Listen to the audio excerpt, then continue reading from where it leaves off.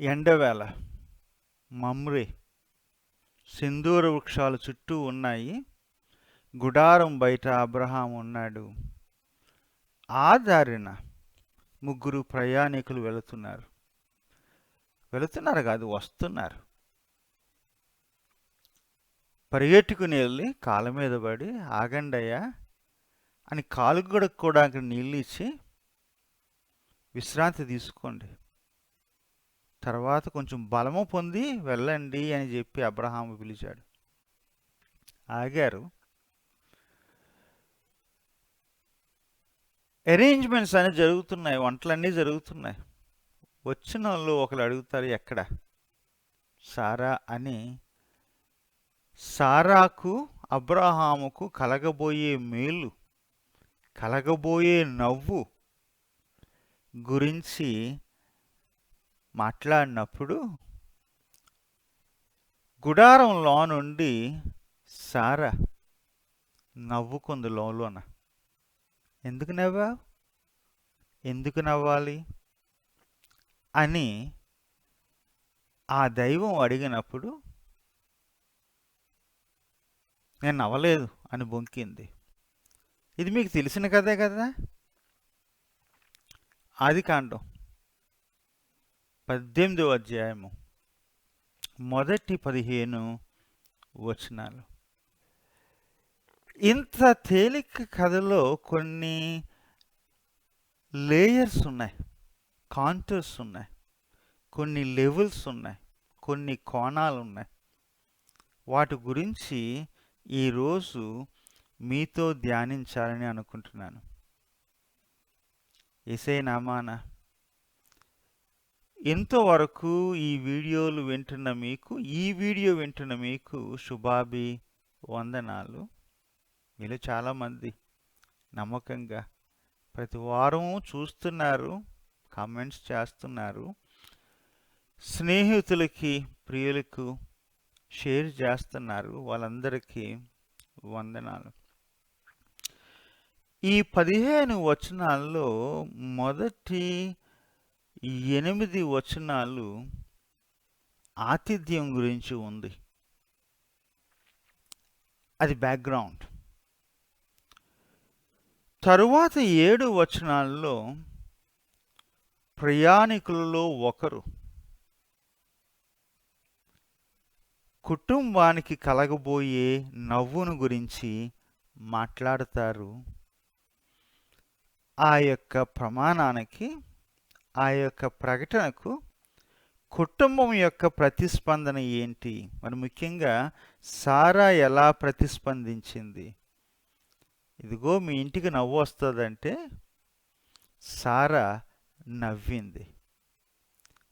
నవ్వుకి ఛాయలున్నాయి, నవ్వుకి అర్థాలున్నాయి, నవ్వుకి సందర్భాలు ఉన్నాయి.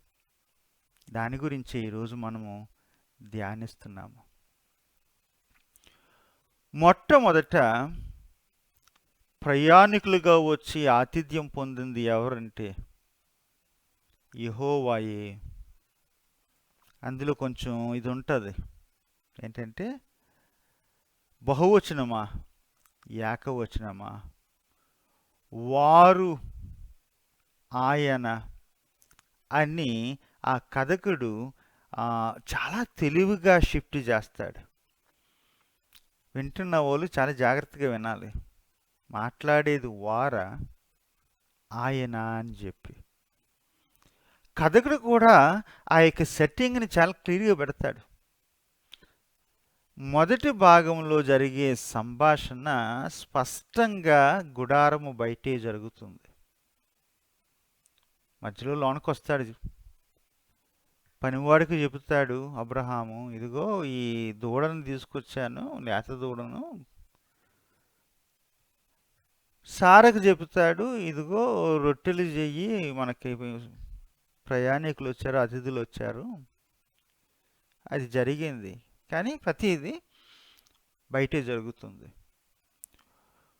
మొదటి దాంట్లోనేమో మనుషుల్ని ఆహ్వానించిన ఈ భాగం ఉంది. రెండో భాగంలో మనుషుల్లో ఒకరిచ్చిన మాట ఉంది, వాగ్దానం ఉంది, ప్రమాణం ఉంది, ప్రకటన ఉంది.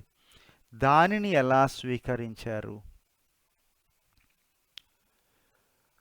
మొదటిదేమో వినయాన్ని, విశ్వాసాన్ని చూపిస్తుంది. రెండోది అంత విశ్వాసం అందులో కనబడదు. నవ్వుల్లో ఒక ఛాయ అవిశ్వాసం. ఆతిథ్యం అన్నప్పుడు మనం ఎప్పుడు 18వ అధ్యాయాన్ని, ఆదికాండం 18వ అధ్యాయాన్ని చదివినప్పుడు 19వ అధ్యాయాన్ని చదవాలి. సొదొమ, మామ్రేలో జరిగింది ఏంటి అంటే, ప్రయాణికులు వచ్చారు. అబ్రహాము పరిగెట్టుకు వెళ్ళాడు. కాళ్ళ మీద సాగిలపడి బ్రతిమలాడి, రండయ్య కాలు గడుక్కోండి, మా ఇంటికి వచ్చి విశ్రాంతి పొందండి, ఏదో కాస్తో కోస్తో తినండి అని చెప్పి పిలుస్తాడు. అబ్రహాము యొక్క బంధువు, తినో ప్రయాణికుడే లేండి, అబ్రహాము కూడా ప్రయాణికుడే, ఎక్కడి నుండో ఎక్కడికో వెళ్తున్నాడు. అబ్రహాము బంధువు లోతు కూడా ప్రయాణికుడే. సొదొమలో వచ్చి సెటిల్ అయ్యాడు. ఊరవతల అంటే ఒక మాటలో చెప్పాలంటే గవిని దగ్గర. అంటే మొత్తం బిజినెస్ అంతా అక్కడే ఉంటుంది. మాల్స్ అన్నీ అక్కడే ఉంటాయి. మాల్స్ అప్పుడు లేవులేండి, ఆ కల్చర్ లేదు. తర్వాత న్యాయస్థానాలు అక్కడే ఉంటాయి. ఊర్లో ఉన్న పెద్ద మనుషులు అక్కడే ఉంటారు. ఆ తర్వాత మన సిటీ హాల్స్, కార్పొరేషన్స్ ఎలాగ ఉంటాయో పాలనా యంత్రాంగం కూడా అక్కడే ఉంటుంది. అక్కడ ఉన్నాడు లోతు. చూసి చూడగానే ఎవరో పరిగెట్టలేదు, ఇంట్లో ఉంది కాబోలేదు. లోతే పరిగెట్టాడు. పరిగెట్టి మళ్ళా సాష్టాంగపడి పడ్డాడు. రండి, మా ఇంటికి రండి, కాస్త కోస్త భోంచేయండి, విశ్రాంతి తీసుకోండి అని ఆహ్వానించాడు. మామ్రేలో జరిగింది ఏంటి అంటే, తినడం, మంచి మాటలు చెప్పుకోవడం. ఇదిగో నీ కుటుంబానికి మంచి జరుగుతుంది అని చెప్పి. సొదొమలో జరిగింది ఏంటంటే, లోతు రానిచ్చిన, లోతు చుట్టూ ఉన్న వాళ్ళు రానివ్వలేదు. అదో కల్చరు. మనుషులు వచ్చినప్పుడు మీరు ఏవుట్లు, ఎవరి తాలూకా అనే కల్చరు. ఏ మనిషి కనబడినా మనిషి మాంసంగానే కనబడతారు. వీళ్ళు ఉన్నది ఎందుకంటే మనం వాడుకోవడానికే అని అంచనా వేసే కల్చరు సొదొమ కల్చరు. మామ్రే దగ్గర అది లేదు. ఎక్కడి నుండి వస్తున్నారు, ఎవరి తాలూకా, ఏ దేశం, ఎక్కడికి వెళ్తున్నారు, ఏముట్లు, ఆ ప్రశ్నలు మామ్రే దగ్గర లేవు. అది సంపూర్ణమైన ఆతిథ్యం. మాటలు చెప్పాలంటే అది సంస్కారంతో వస్తుంది. అయితే నేర్పిస్తే వస్తుంది, లేకపోతే నేర్చుకుంటే వస్తుంది. కొన్ని కుటుంబాల్లో చిన్ననాటి నుండి అమ్మా నాన్నలు పిల్లలకు నేర్పిస్తారు. కొన్ని కుటుంబాల్లో అమ్మా నాన్నలకు లేకపోయినా, నేర్పించలేకపోయినా, అమ్మా నాన్నలు కూడా లేనప్పుడు పిల్లలు నేర్చుకుంటారు. ఇదొక సంస్కృతి, ఆతిథ్యం. సంస్కృతి అని చెప్పినప్పుడు ఆతిథ్యం సాహసం కూడా. ఎందుకు అంటానంటే, ఎవరినైనా మనం ఇంట్లోకి రానిచ్చినప్పుడు వాళ్ళు ఏం తీసుకొస్తారో మనకు తెలియదు. మంచి తెస్తారా, చెడు తెస్తారా, మంచి మాట మాట్లాడతారా, చెడు మాట మాట్లాడతారా. నిజానికి అబ్రహాముకు భయం ఉండాలి. కారణం ఏంటంటే, ఈ ఎక్కడో వృక్షాల్లో, వనాల్లో ఉన్నాడు, అన్నీ ఉన్నాయి, భార్య ఉంది, పనోళ్ళు ఉన్నారు, మందలు ఉన్నాయి, కానీ ఇంట్లో పిల్లలు లేరు. ఎదురైన వెంటనే మనుషులు అడిగే అవకాశం ఉంది, ఎంతమంది అండి మీకు పిల్లలు అని. ఇంత వయసు వచ్చింది, మనవలు ఉండే ఉంటారు, మునిమనవలు ఉండే ఉంటారు అని మిగిలిన డీటెయిల్స్ అడిగే అవకాశం ఉంది. అలాంటప్పుడు ఏం చేస్తామంటే, మనుషులకి ఎంత దూరంగా ఉంటే అంత మంచిది. ఈ డీటెయిల్స్ అన్నీ వాళ్ళు అడగడం ఎందుకు, మనం చెప్పడం ఎందుకు? అలాంటి సమయంలో ఆతిథ్యం అనేది రిస్కీయే. ఏం అడుగుతారో తెలీదు, ఏం చెబుతారో తెలీదు, ఏమి తెస్తారో తెలీదు, ఏమి తీసుకెళ్తారో తెలీదు. ఎందుకు ఎవరో ముగ్గురు వెళ్ళిపోతుంటే వాళ్ళ దగ్గరికి ఎదురుగా వెళ్ళి సాష్టాంగపడి, రండి విశ్రాంతి తీసుకోండి, కొన్ని నీళ్ళు తాగండి, కొంచెం భోంచేయండి అనడం, అది అబ్రహాంకి తన యొక్క ఆ సాంప్రదాయంలో భాగమైపోయింది. ఇంట్లో తనకున్న సమస్యలు తనకున్నాయి, అవతలలో ఏమడుగుతారో తెలియదు. అలాగైనా ధైర్యంగా ఆతిథ్యాన్ని ఇస్తాడు. ఆతిథ్యానికి ధైర్యం కావాలి. ఇవన్నీ చెప్పినప్పుడు మీకు ఒక మర్మం చెప్తాను. అబ్రహాము మీలాంటి నాలాంటి మనుష్యుడు. ఇంత మాట అంటున్నారు ఏంటండి? ఆయన ఇటు యూదులకి, అరబ్బులకి, ముస్లిమ్స్కి, క్రైస్తవులకి, అందరికీ విశ్వాసానికి తను పితరుడు కదా, తనని మీరు అంత తేలిగ్గా సామాన్యుడు అని అంటున్నారు ఏంటి అంటే ఒక మాట చెప్తాను. సామాన్యుడే. నీలాంటి నాలాంటి సామాన్యుడే. 12వ అధ్యాయం నుండి చదువుకుంటూ వెళ్తుంటే పట్టుపట్టు నేను ఎత్తి చూపించాల్సిన అవసరం లేదు. మనుషులు చేసే పొరపాట్లు అబ్రహాము చేశాడు. మరి ముఖ్యంగా మన రోజు మాటలో చెప్పాలంటే తండ్రిగాను భర్తగాను అబ్రహాము విఫలం అయ్యాడు. విశ్వాస్యతను చూపించలేదు. విశ్వాసులకు తండ్రి భార్య విషయంలో విశ్వాస్యత చూపించలేదు, కొడుకు విషయంలో కూడా అంత కనబడ్డు. సో అప్పుడప్పుడు సారా గారి మీదకి మనకి గౌరవం పెరుగుతుంది, ఇలాంటి వాడితో కాపురం చేసావా అని చెప్పి. ఎక్కడో ఐగుప్తు వెళ్తాడు, నువ్వు నా చెల్లివి అని చెప్పమంటాడు. ఎక్కడో అభిమలేఖ దగ్గరికి వెళ్తాడు, ఈమె నా చెల్లి అని చెప్తాడు. తన ప్రాణాన్ని కాపాడుకోవడానికి, తన యొక్క మందను కాపాడుకోవడానికి భార్యను అప్పగించేస్తాడు. ఇలాంటి కథలు ఉన్నప్పుడు మనకి అబ్రహాము గారి మీద కోపం వస్తుంది. వద్దు, మర్చిపోకండి.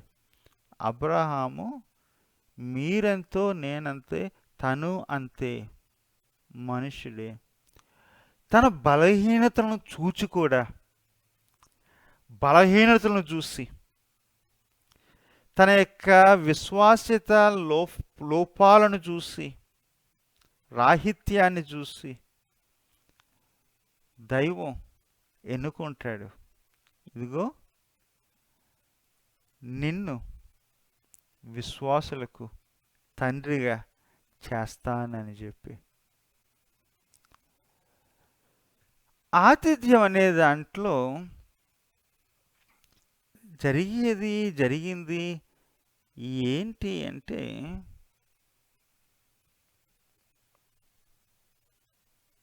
మమ్రేలోనేమో మేలు కలిగింది, ఆతిథ్యం లేని చోట సొదోములోనేమో కీడు జరిగింది.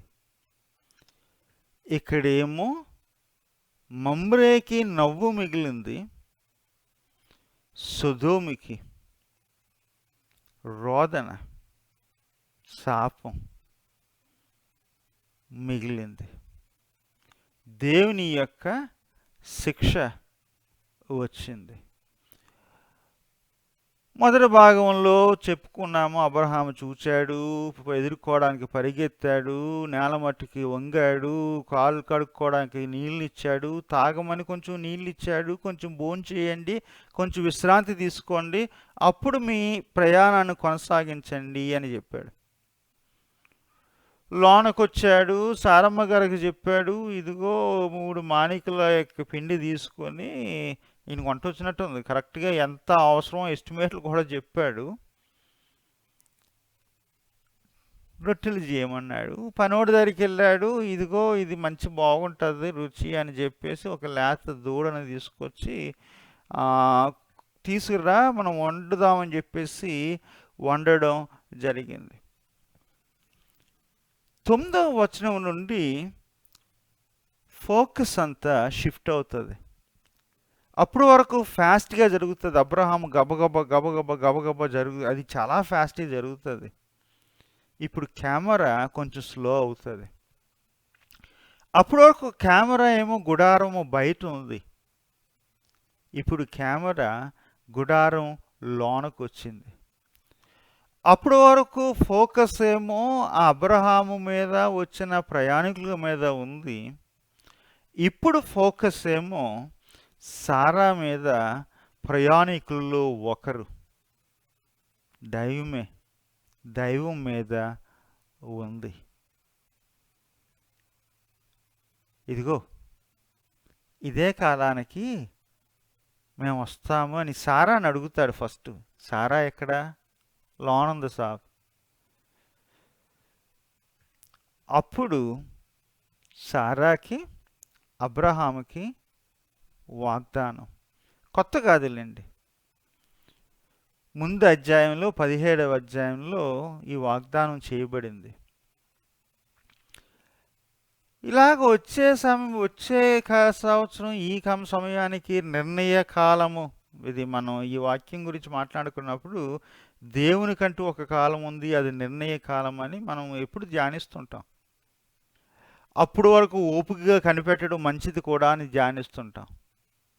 వాస్తవమే.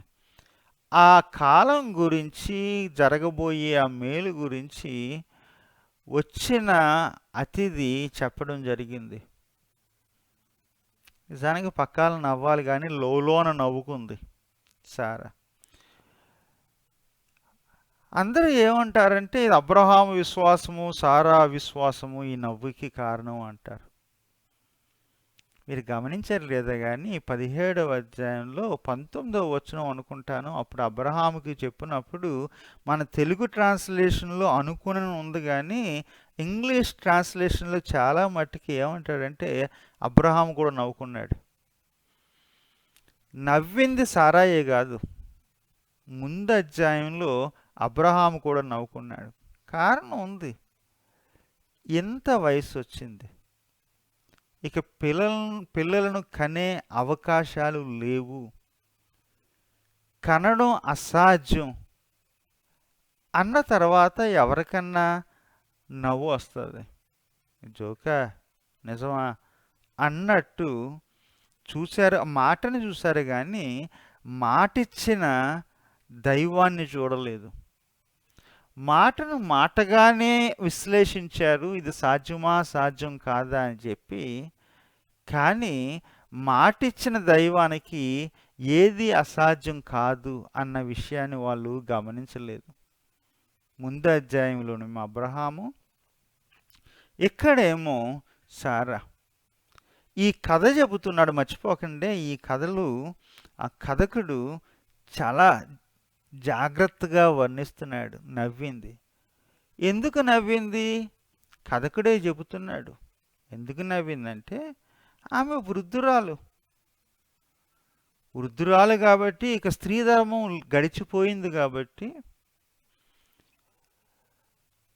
ఇక అవకాశాలు అనేవి లేవు. ఇక ఏమన్నా వస్తే నవ్వే వస్తుంది.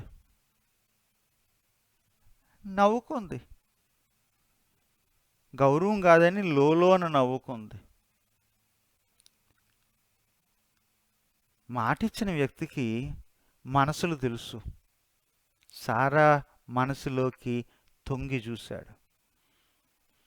ముందేమో సారా ఏది అని అడిగిన ఆ దైవం ఇప్పుడు సారా మనసులో ఏముంది అని చూచాడు. మనసులు ఎరిగిన దైవం.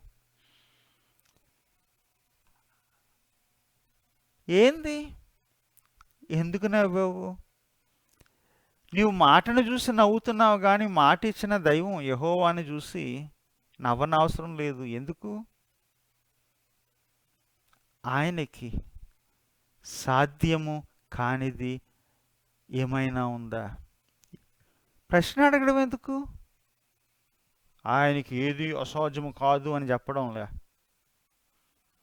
ప్రశ్న అడగడానికి కారణం ఏంటంటే సారా యొక్క విశ్వాసాన్ని ఆహ్వానించడం. ఆయనకి అసాధ్యమైనది ఏదైనా ఉందా? ఆన్సర్ ఏంటంటే లేదు. ఇంకొక ట్రాన్స్లేషన్, ఆయనకు ఆశ్చర్యమైనది ఏదన్నా ఉందా? కొన్ని కొన్ని మనకు ఆశ్చర్యాలే ఉంటాయి కానీ దైవానికి అది ఆశ్చర్యాలు కాదు. ఈ ప్రశ్న మనము బైబిల్ గ్రంథంలో మాటి మాటికి చూస్తాము. అసాధ్యమైనది ఏమైనా ఉందా? ఈ కథ చెబుతున్నప్పుడు ఇశ్రాయేలీయులు బానిసత్వంలో ఉన్నారు. వింటున్నారు. ఈ కథ ఐగుప్తులో ఫరో చేతిలో వాళ్ళున్న కథ, విమోచన కథ, అరణ్యములో ప్రయాణాల కథ చూస్తున్నారు, వింటున్నారు. అవును కదా, ఇప్పుడు మేము చెరలో ఉన్నాం కాబట్టి యెహోవాకి ఇది సాధ్యం కాదేమో, మేము జీవితాంతము ఎప్పుడు మేము చెరలో ఉండిపోతామేమో అని దేవుని ప్రజలు అనుకుంటున్నారు. అలాంటప్పుడు ఇదిగో ఆదియందు సమస్తం నిరాకారంగాను శూన్యంగా ఉన్నప్పుడు ఆ శూన్యాన్ని నుండి అందాన్ని, ఆనందాన్ని, సృష్టిని సృజించిన ఆ దైవంకి ఏది అసాధ్యం కాదు. అమ్మో, క్రూరుడు, బలవంతుడు ఫరో కనీసం మమ్మల్ని ఆరాధించుకోవడం లేదు. స్వేచ్ఛనిస్తే బాగున్ను అని ఏడ్చారు, ప్రార్థించారు. సాధ్యమా అని అనుకున్నారు. దైవానికి అది సాధ్యమే. అరణ్యంలో నీళ్లు దొరుకుతాయా అన్నప్పుడు బండలో నుండి నీళ్లు, అది సాధ్యమే. సాధ్యం కాంది ఏది లేదు అన్న తర్వాత సాధ్యమైనదల్లా ప్రతిదీ దైవం చేస్తాడా అని ప్రశ్న వస్తుంది. ఏది అసాధ్యం కాదు కానీ కొన్ని విషయాల్లో దైవం దూరంగానే ఉంటాడు. మీకు జ్ఞాపకం ఉందో లేదు కానీ గెత్సెమనే తోటలో ఆయన ప్రార్థిస్తాడు, నీ చిత్తమైతే ఈ గిన్నెను నా యొద్ద నుండి తొలగించు. ఆ రాబోయే సిలువను, తనకు కలుగుతున్న శ్రమను యెహోవా తొలగించాలి అంటే తొలగించును, సాధ్యమే. కానీ శ్రమ అనే ఆ గిన్నెను దైవం యేసయ్యకి ఇచ్చాడు, తొలగించలేదు. సాధ్యమే తొలగించడం, కానీ దైవం తొలగించలేదు. సో సాధ్యమైనది ప్రతీదీ దైవం చేస్తాడా? చేయడు. కానీ ఆయనకంటూ ఏదైనా అసాధ్యం ఉందా? ఏది లేదు. ఆ పాఠాన్ని సారాకి నేర్పించడం. నవ్వింది. ఈ నవ్వు ఎందులో నుండి వచ్చిందా అంటే, ఒక మాటలో చెప్పాలంటే అపనమ్మకం నుండి, ఇంకొక మాటలో చెప్పాలంటే నిస్సహాయత. ఒకసారి ఈ ఏడవలేక అడుగుతాం. అవమానం చూసింది. ఏ తల్లికైనా సరే మాటి మాటికి వచ్చిన వాళ్ళందరూ అడుగుతున్నారు, ఎంతమంది పిల్లలు, ఎంతకాలం నుండి కలిసి ఉన్నారు, ఎప్పుడు పుడతారు. ఈ ప్రశ్నలన్నీ చూసి చూసి చూసి సారమ్మ అలసిపోయింది. అలసట నుండి వచ్చిన నవ్వు ఇది. నిస్సహాయత ఎప్పటి నుండో ఆశించింది, వేరే వేరే ప్రయత్నాలు చేసింది, ఆఖరికి తన బానిసను కూడా నమ్మింది, అమ్మింది. నిస్సహాయత నుండి వచ్చిన నవ్వు ఇక్కడ ఉంది కదా. తనకి కలగబోయేదేంటి? ముందు అధ్యాయంలోనే నీకు కుమారుడు పుడతారని అబ్రహాముకి దైవం నుండి మాట వచ్చినప్పుడు ఆ కుమారుడు పేరు ఏంటంటే ఇస్సాకు, నవ్వు. ఈ నవ్వే సారాకి నిస్సహాయంగా, అనుమానంగా, అవమానం నుండి పుట్టిన నవ్వుకి ఆనందాన్నిచ్చే నవ్వు దైవం దాచుంచాడు. దాన్ని 21వ అధ్యాయంలో మనం చూస్తాం. ఇస్సాకు పుట్టాడంట. పుట్టిన ఇస్సాకుకి ఇస్సాకు అని పేరు పెట్టి ఒక పద్యం పాడింది సారమ్మ. దేవుడు నాకు నవ్వు కలుగు చేశాను అని చెప్పి మళ్ళా సో పొయిటిక్ ఏమంటుందంటే, నాకు నవ్విన నవ్వును బట్టి విన్నవాళ్ళు చూచినోళ్ళు నవ్వుకుంటారు. హేళనగా అవ్వచ్చు, ఆనందంతో అవ్వచ్చు. నా సెలబ్రేషను, నా లాఫ్టర్ అనేక మంది నవ్వుకి కారణమవుతుంది. చూసారా నవ్వులలో ఉన్న ఛాయలు.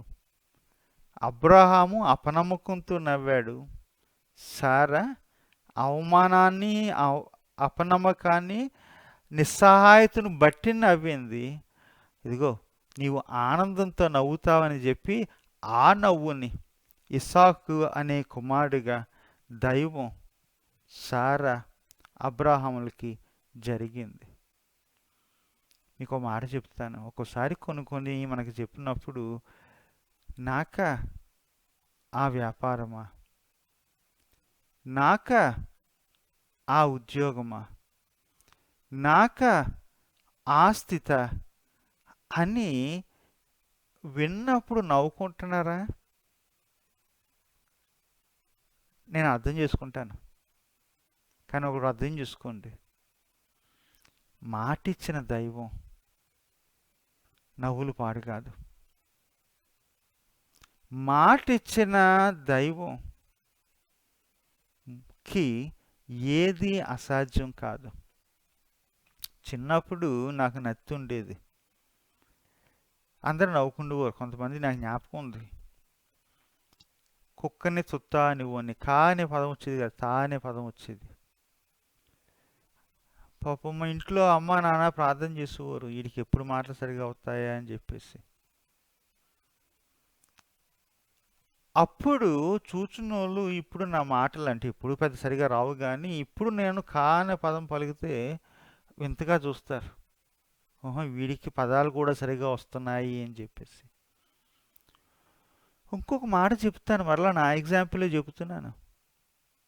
100 సంవత్సరాల క్రితం మా తాతని మా నాన్నమ్మని అడిగితే, ఇదిగో మీ మనవలు బడికి వెళ్తారు, చదువుకుంటారు, చదువుతారు, రాస్తారు అంటే మా నానమ్మ తాత నవ్వుకుని ఉండుంటారు. ఎందుకంటే వాళ్ళని బడికెళ్ళనిచ్చేవారు కాదు.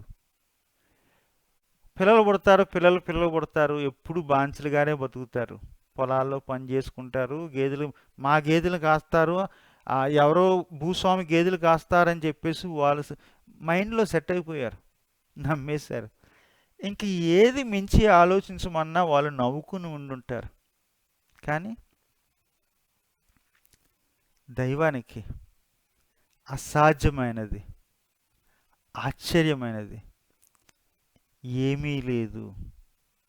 ఏదైనా ఉందా? ఏమీ లేదు. ఎక్కడో సాధారణ కుటుంబంలో ఆతిథ్యంతో ప్రారంభమైంది. అది బ్యాక్గ్రౌండే, కానీ రిక్వైర్మెంట్ మనం పిలువబడింది ఆతిథ్యం ఇవ్వడానికి. కానీ ఆ కథ ముగింపు నవ్వు, అవహేళనతో నవ్వే కాదు, ఆనందంతో వచ్చే నవ్వుని గురించిన వాగ్దానంతో ఈ కథ మొదలైంది. ఇదిగో అప్పుడు సారా అబ్రహాముకి కలిగిన ఆ నవ్వులు మనకు కలుగుతాయి, కానీ వాళ్ళకి దైవం ఇచ్చిన నవ్వు దైవం మనకిస్తాడు. వాళ్ళు మనలాంటి సాధారణమైన సామాన్యమైన మనుషులే. వాళ్ళని విశ్వాసులకు తల్లిదండ్రులుగా పిలిచిన ఆ దైవం మనకి విశ్వాసం అనే వరాన్ని ఇచ్చాడు, ఇస్తాడు. ఉంటాను మరి. సెలవు.